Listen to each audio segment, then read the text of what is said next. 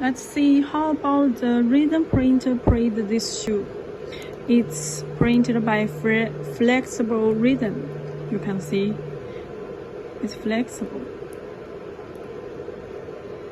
And here also have some models printed by this printer.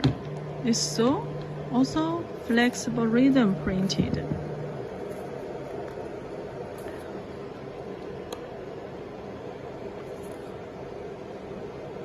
And here some jewelry models and a small cutter model. You can see the details printed very well.